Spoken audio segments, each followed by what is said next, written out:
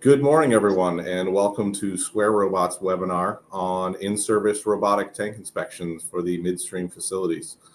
My name is Ross Jarvis. I'm a member of the business development team here.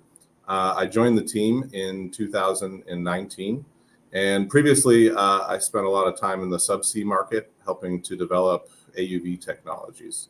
Over to my co-host for her introduction. Hi, my name is Madison Hart. I have been with Square for a little over a year now and have been in the midstream industry for about 11 years. Started off in tank fabrication for the first half and then have been in inspection ever since. So we're excited to show you the technology we have for in-service tank bottom inspections today. Yes, and thanks again for joining us. We are going to have plenty of time at the end for any questions that you may have. So please keep some notes, and we very much welcome the questions at the end. So to briefly go over our agenda for today, with introductions out of the way, we'll give you a quick history lesson on Square Robot, and then really dive right into the midstream market itself, what a good tank candidate looks like. Also review the Square Robot process of prepping for a job, conducting a job, and then the actual final delivery of our report.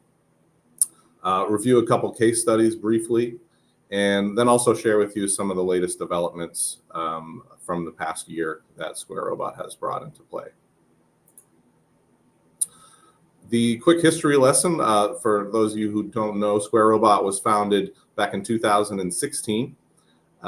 We designed the robot, built it, and had it FM approved in 2018. And this is what allows us to enter into fuel tanks, our C1D2 certified system.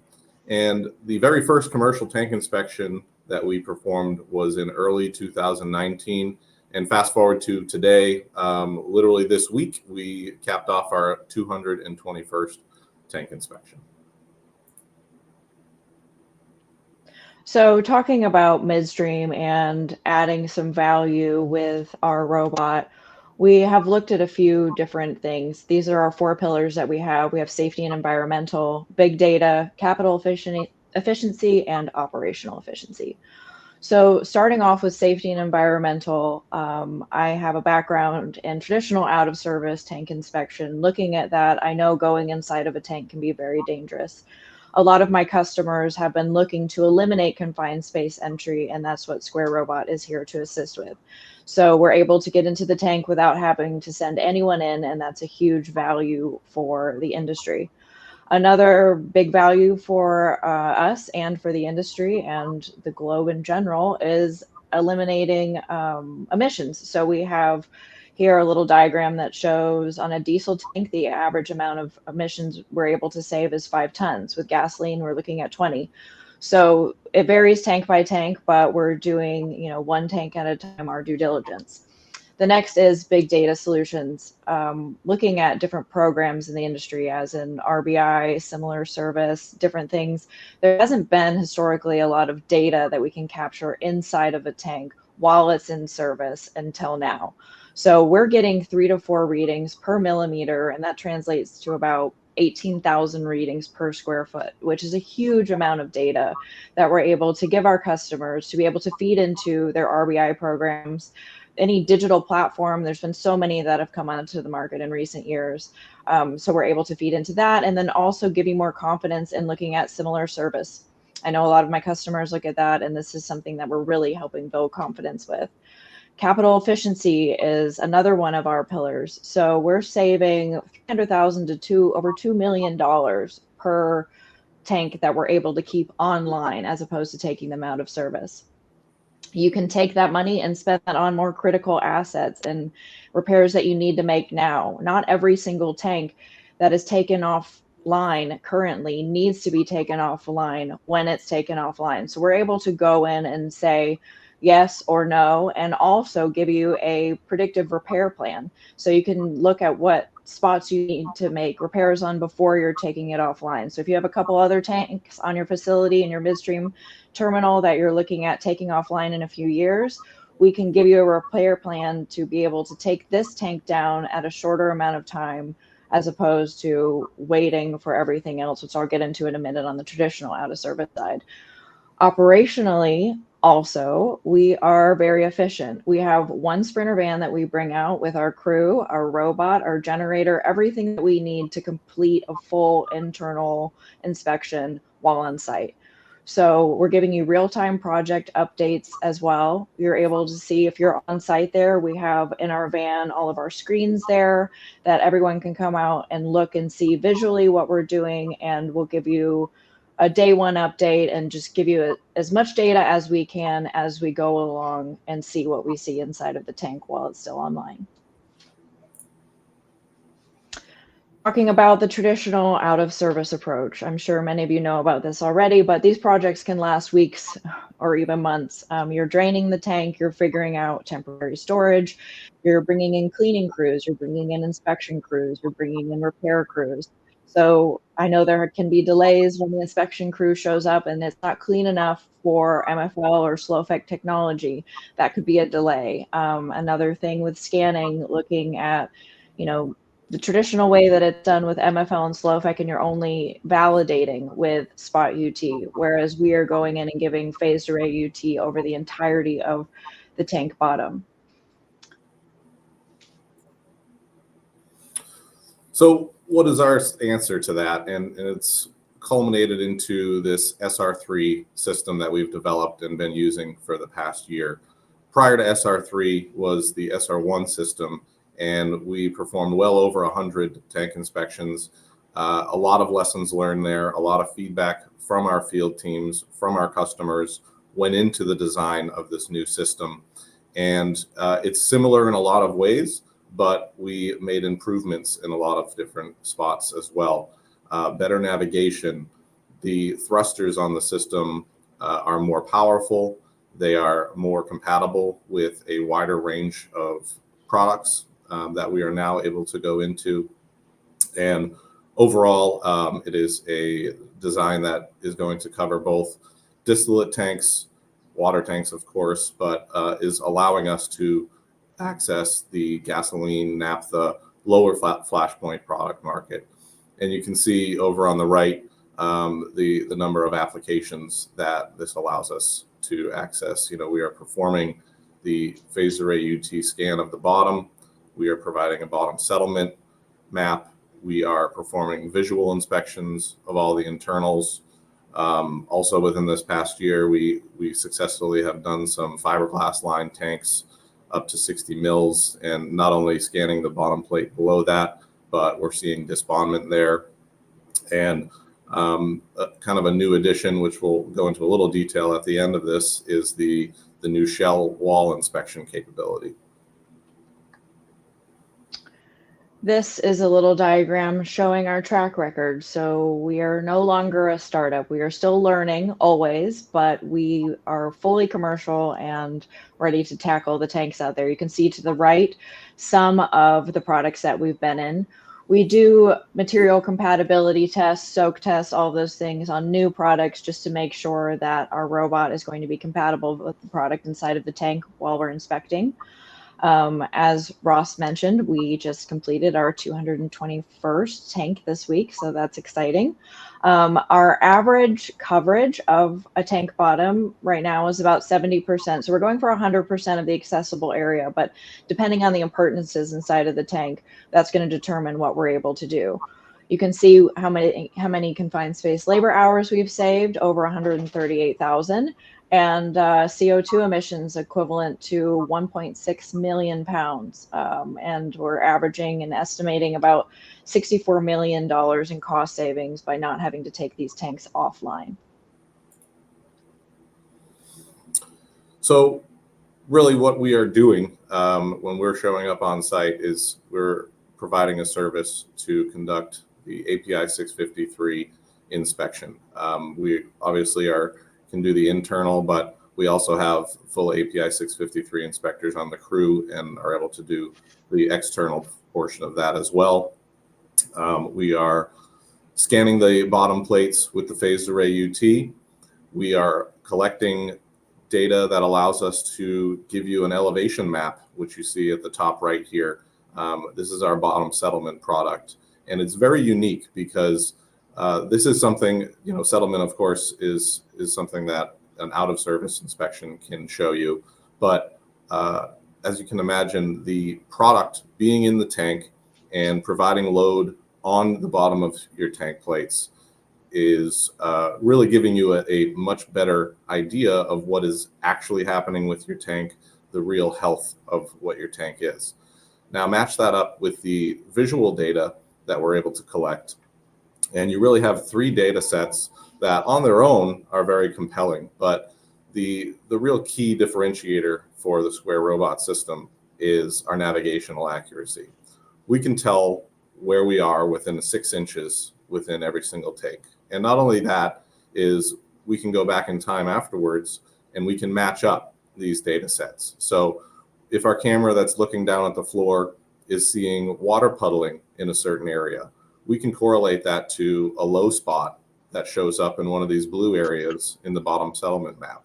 Then we can go over to the phased array UT data and see if there's some active corrosion going on there that is likely due to this water accumulation. So tank candidacy is something that we work very closely with our customers on. We want to make sure that when we go in, we're going to be able to get good readings on the tank bottom. So what does that look like? We're needing a minimum of a 24-inch manway size. Our robot is a little over around 23 inches. So we're getting in there and we are anything over 24 is going to work. Anything less than 24 is not. Product compatibility too is something that I spoke about earlier. We're doing soak tests, but other than that, we're looking at temperature. Right now, our SR3 robot can get up to 40 degrees Celsius. We ask for a minimum of 15 feet of product inside of the tank. This is because our robot is powered by battery. So the only way for the robot to turn on is once it's submerged in the product and the pressure switch is engaged. Viscosity, we can get up to about 45 centistokes without any impact to the robot. Anything higher than that, we're just looking at a little bit of reduced time because of having to get through all of that viscous product. So normally we can run about 6 to 8 hours, but anything with a higher viscosity, we're just going to go a little bit slower. We also want to get a sediment and sludge profile. We can handle about 3 to 5 inches of what we call fluffy sediment. We have a brush right in front of our PAUT sensor payload that moves the fluffy sediment out of the way so that we can get really good readings on the tank bottom. Anything more than that, we're going to want to look at maybe cleaning the tank a little bit before we get into it. So we're really going to work closely with our customers on every single tank because every single tank is different. So we're wanting to look at the good actors. Those are our preferred tank right now, as opposed to the bad actors where you're going to have known repairs. So when we first begin setting up for a job, we have a lot of conversations with the customer, and really we're asking for some initial information, a general assembly drawing of the tank, bottom plate layout, and then we also send out a questionnaire. And some of the details that we get from that questionnaire are what is the flow going to be like in the tank? Because another unique portion of our system is that we do not need the tank to be completely locked and tagged out. Our system can handle some amount of flow happening either in or out of the tank. And really, the amount of flow out of the tank, we're a lot more tolerant to than flow coming in. But regardless, if there is flow needed, if this is a critical tank at your facility, we ask for some details as far as where the nozzles are, the diameter of those nozzles, and the flow rate through them, and our engineering team can provide this flow velocity analysis. This, along with all the other information, feeds into our mission plan, which you can see the beginnings of here on the right. And this is something that we discuss as part of our pre-job meeting with the customer, and it shows the maximum accessible bottom area estimate that we're going to be able to gain access to. And this just really helps facilitate a healthy conversation prior to the job, really setting expectations as far as, hey, look, there's a number of columns here, there's a sump, and this is what success looks like for Square Robot as we start to try and begin this job. When we arrive on site, Madison mentioned our Sprinter van, our operations van. Again, just like she had said, we are a very small footprint, self-contained. We try to be as self-sufficient as possible. And compared to bringing in multiple other contractors for an out of service, it's very low impact to the site. But for all North America operations, the image on the left is what you're going to see when Square Robot arrives. For international operations, obviously we have to air freight our equipment, and those boxes in the back of that box truck is a good example of what that sort of shipment would look like. So at the beginning of the first day of a job, at the beginning of each day of a job, as part of the pre-dive checklists that our field engineers are going through, they're performing a PAT calibration of the sensor, making sure that before we put this robot in the tank, we are validating that the UT signal and that NDT sensor is fully functioning and 100% ready to go. And a little bit more about our PAUT sensor, 256 element, as Madison alluded to, massive amounts of data is being collected, 18,000 individual UT data points collected per square foot. We're able to detect indications down to 75 thousandths of an inch. And uniquely with phased array UT, we can detect if that is on a soil side or product side of the bottom plate. The video that you see at the top right is one of the video cameras on the system showing you how close exactly we get to the shell wall in the critical zone. So we're getting within a ½ inch of that shell wall. And as you know, getting as much data in the critical zone is extremely important to figure out what the health of your asset is like. So again, on the very first day when we arrive, the robot is now in the tank, and it is starting to use some of its sensors to build its own map of what it is actually finding that this environment inside your tank is like. And our field engineers use this real-time information to compare it to the documentation and the information that we've gathered ahead of time to provide them with really good situational awareness for what they're going to encounter. And if they're matching up internal obstacles perfectly with the documents that we've got, then that's excellent. But oftentimes we do find things in these tanks that were not on the drawings. And each one of these dots that you see is an acoustic return from one of the sensors on the robot. And you can see some of the bunching here, some of the bunching here. Those are indicating where the columns are in the tank. So this is just another tool that helps ensure safe and efficient operations. Another thing we try very hard to do is have excellent communication with the customer as far as how our progress is going. So at the end of each day, you're going to receive an estimated coverage map for what our progress was for this day. So this middle image is showing you at the end of this first day, you can see we've completed around the critical zone and a small chunk of the floor there to get 45%. And then the next day, as the final coverage update provided, we've gotten the 93% that you can see here. And it's important for us at the end of the job to make sure that our clients know, where everything ended up at, and to have those discussions then to see if it is in fact, we want to come back for another day to try and get additional coverage before breaking our stuff down and leaving site. So just the kind of normal flow of a job from beginning to end is, that mobilization process, which really takes our crews maybe an hour to get our gear set up on site. Typically, we work with a local mobile crane vendor in order to perform the lift from the ground up onto the top of the tank. We launch the robot into the tank, and it's performing anywhere from 6 to 8 hours worth of scanning. And then at the end of the day, we are recovering, downloading the data, and then we set the robot on charge because the batteries inside the robot stay inside the robot, and we recharge that overnight. And then the post-processing of all the data we collected starts happening as we prepare the final report, which typically we're delivering to our customers between 2 and 3 weeks when the job completes. So the images on the previous slide showed what the top launch looked like, but now we have the SR3 robot and the side launcher that we came out with last year to help us get into lower flashpoint product tanks, as well as tanks with IFR. So a lot of times the fixed roof manway and the internal floating roof manway don't line up, so we're able to go in through the side manway. Same thing as the top, we need a minimum of a 24-inch manway size.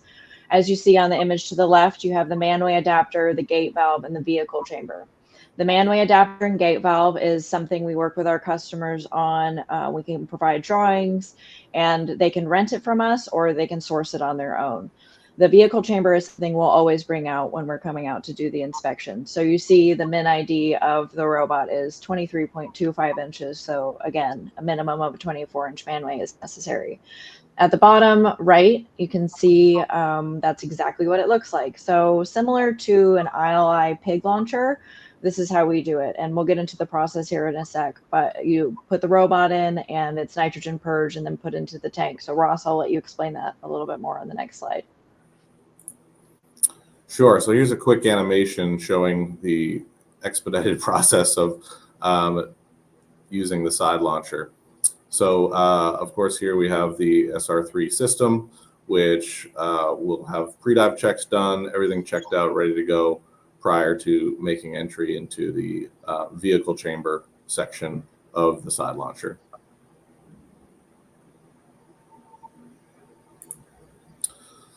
So, vehicle goes in the side launcher. We purge with inert gas. We flood the system with these crossover piping with the product from in the tank.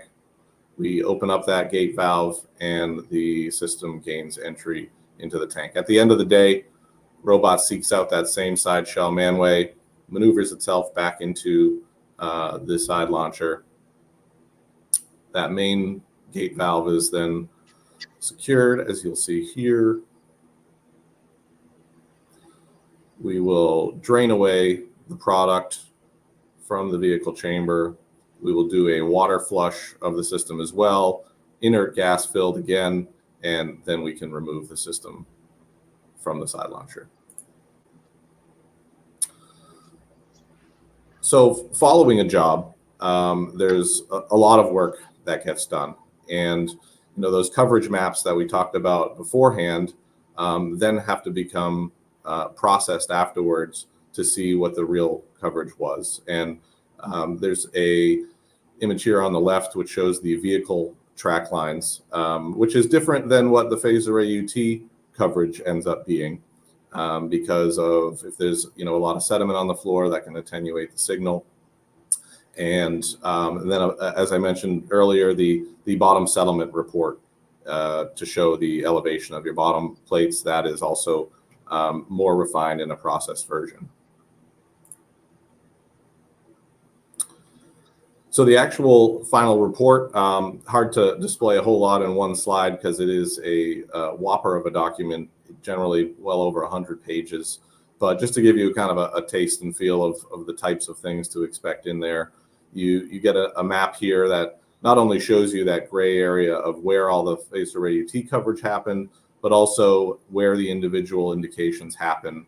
And of course, this will be accompanied with a table that shows these indications and what the depths of those defects were.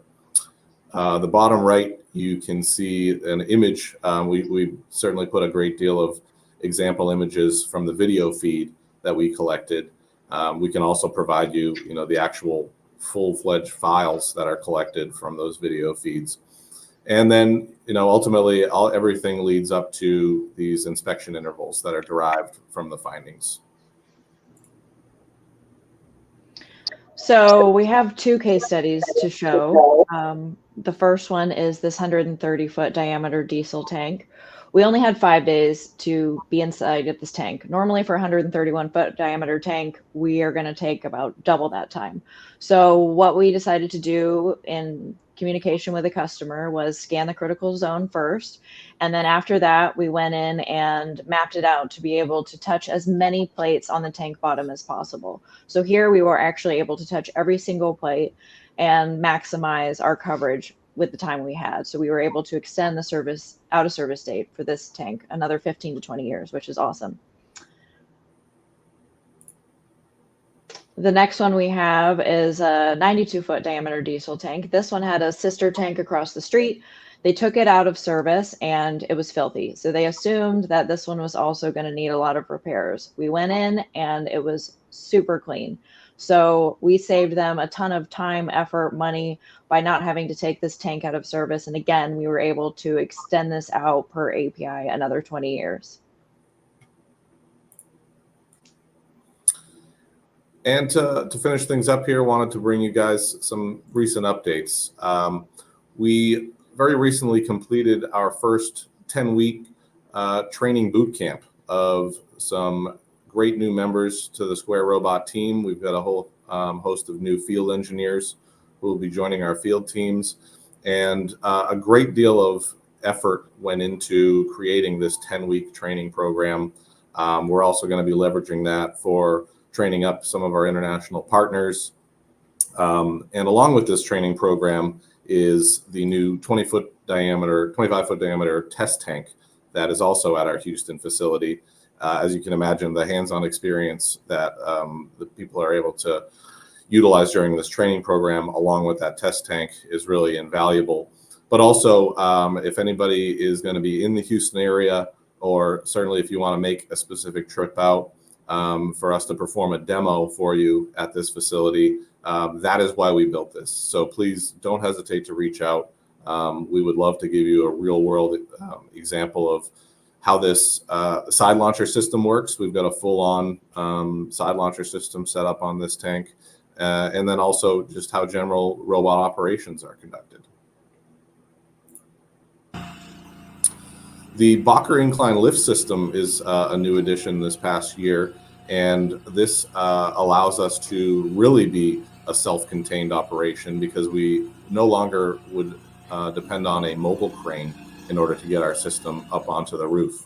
So we show up with our ops van that is towing this incline lift system, and it's really advantageous in the instance where a mobile crane is not able to gain access to the tank, or if it's a very large tank and there'd be, let's say, a 6-7 day inspection where, I mean, we all know that the cost of these mobile cranes per day is pretty outrageous. And there can be an extreme amount of cost savings by utilizing this system, and also a major safety improvement. As you know, we're not doing any actual overhead lifts. There's no rigging involved. There's no complex lift plans. This is a material handling device. And the robot literally rides up in a metal basket to the roof of the tank. And brand new capability for us is using our same phased array UT. We can now scan your shell wall of the tank in the same way that we're able to scan the bottom plates. And obviously this is most applicable to insulated tanks just because of the massive cost of removing that insulation to perform a shell UT inspection and reinstalling it. But yeah, very excited to be offering this, and looking to get more jobs of this nature. So now we will enter our question and answer period, which I can see a number of them here. And let's see if I can show. So how is the hazardous environment contained while operations are ongoing? Are you using any launch traps to insert the tool? I'll take this one, Madison. So for top launch, for diesel tank type applications, we are launching through a roof manway. So while that is happening, the manway is completely open. We do have a manway barricade around that roof manway during that time, but there is an open hole where emissions can be going. But during that launch phase, we're talking about 10 minutes. During the duration of the actual scan, we have a temporary manway cover that has a small slit in it that allows our tether to safely pass in and out of that without releasing emissions. As far as the side launcher is concerned, we are using inert gas to render the atmosphere inside of that vehicle chamber safe. We also have a large containment area right outside where we recover the system to catch any drips of product that might happen there.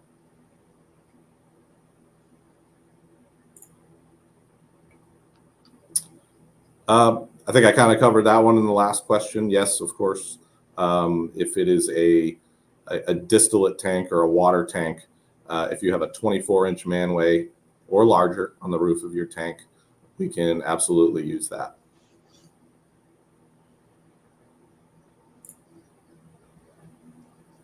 Madison, I'll let you take that one. Yeah, so we are able to do shell inspections, but if there's heating coils, obviously we're not going to have access to the tank bottom. But it's still, we feel, a value for a lot of customers to be able to see the shell in fullness as opposed to spot UT externally. Bolted floors are fine for us. We just have to do a little bit more maneuvering, and in certain spots it might be limited, but we can't get in the sump area, but everywhere else where it's clear and flat, we're good to go. We can just look at these specific things. We look at every single tank in great detail before we mobilize.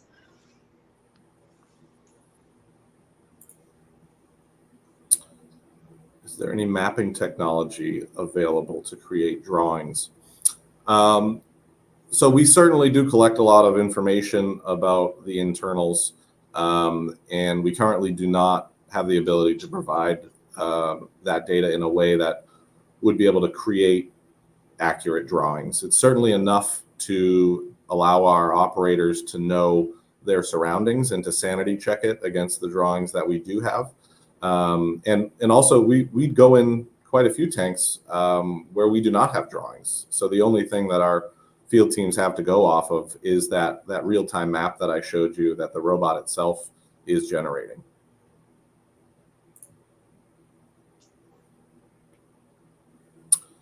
Can you show us a video for a hydrocarbon product visual inspection? We definitely have some example videos of that, Leslie, and if you can shoot me an email at rjarvis@squarerobots.com, I will be happy to send you some examples of that visual inspection.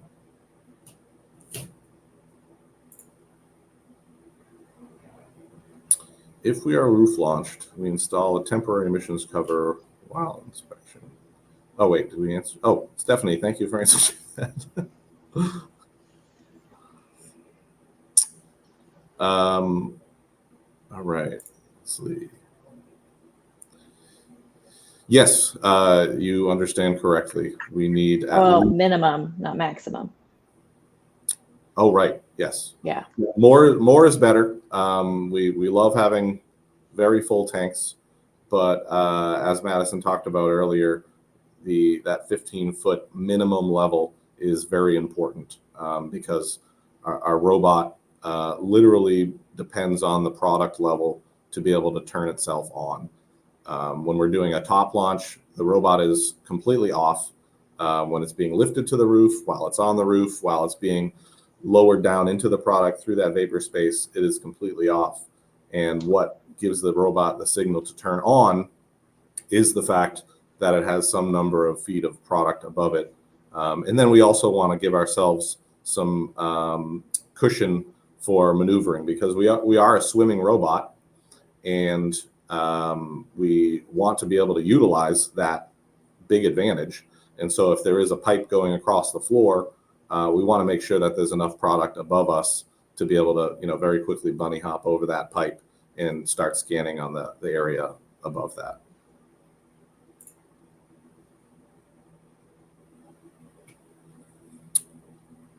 Madison, you want to take this one? I honestly don't know the answer to that. I think we're getting a hot work permit when we go in, but outside of that, I don't know the naked flame answer, but I can get you an answer. Certainly, it's we definitely need a hot work permit each time because we are bringing electronics inside the dike wall and next to the tank, on top of the tank, even though everything is off. But yeah, I'm not sure on the spark potential or naked flame portion of that. Yeah, 15 feet is the minimum product level.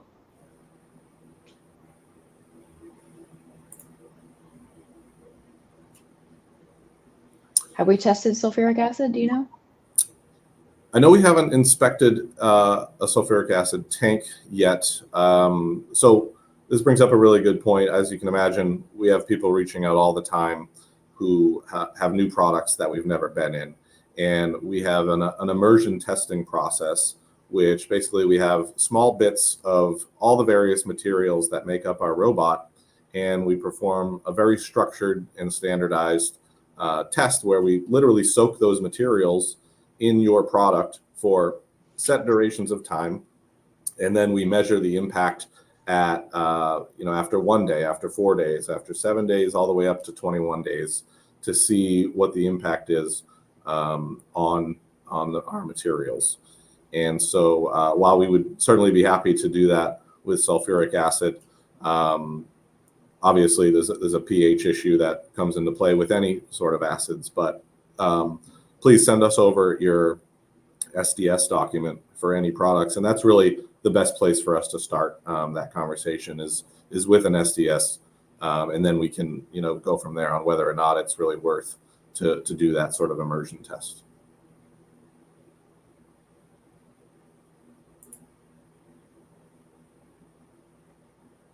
Yeah, we can go more in depth to this. So yeah, the tank owner, if they can get the liquid level below the manway and then put it on the manway adapter and valve, that's at any time. They can do that at any time before we come out. So whether it's a year in advance, 6 months in advance, or a day in advance. I've actually had the day in advance one happen. And then you just refill it up to a minimum of 15 feet. They can do that, or we've had a few people try hot tapping. I know that that's still something that's being looked at in the industry, but there's different ways to do it. The best way is to lower it below the manway, add the manway adapter and valve, and then we'll come out with our vehicle chamber and robot when we're ready to inspect. Yeah, and we have been working with our partners to really nail down the procedure for performing a hot tap. Because we recognize, draining a tank down below the side manway is not necessarily an easy activity for you guys to fit in to allow for a side launching operation to happen. So more to come from us on that. Certainly a lot of people that are very interested in the hot tapping approach. And we have a lot of people that are doing new tank builds, and they're building them to the specification of adding on a manway adapter and valve, and not just for Square Robot, for all robotic solutions in the future, whether it be cleaning, repair, all those different things. We know that this is the way the industry is trending. So that's something that we're happy to help with as far as design goes for new tank construction as well.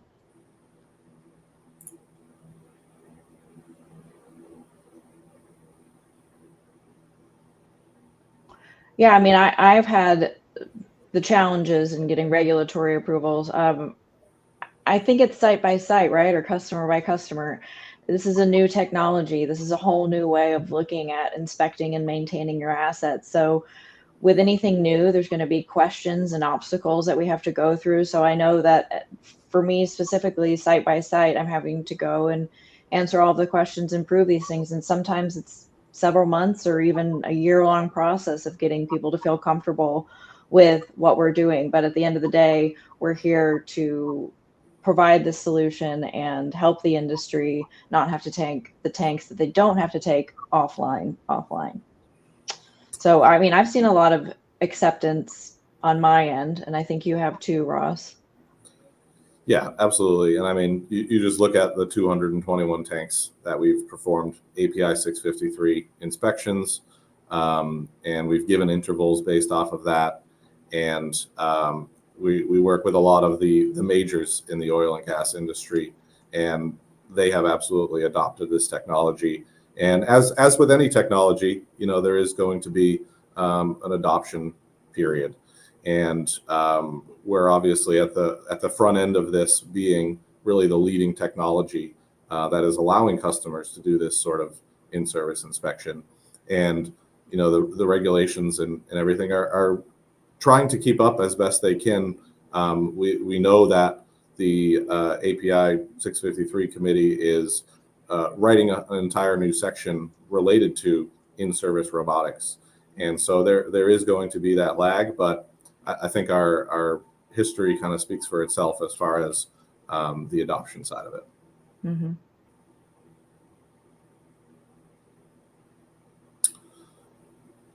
Well, I think that is it for the questions, unless anybody has some last minute ones that they're just hitting enter on right now. Very much appreciate everybody's time this morning. I hope this was informative.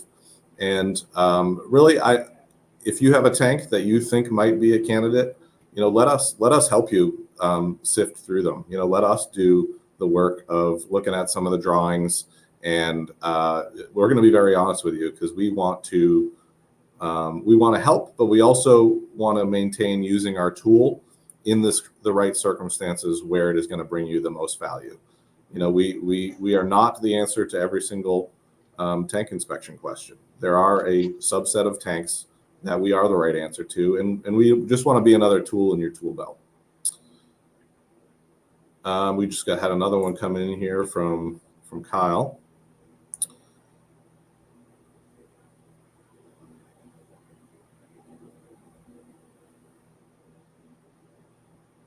Right. So yeah, this is a common thing that we're starting to hear from our customers, is whether they're building new tanks, they're including the manway adapter and 24-inch gate valve on the side of them for being able to have our side launcher come much more conveniently at any time in the future. And also, even existing tanks, if they come out of service or if the level is dropped, manway adapters and those valves are getting installed on them. Just again, planning for the future. So thank you, Kyle. That's an excellent point.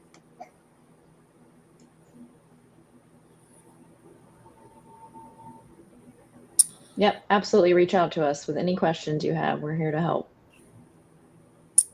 Thanks again, everyone. Hope to hear from you. Take care. Thanks. Bye.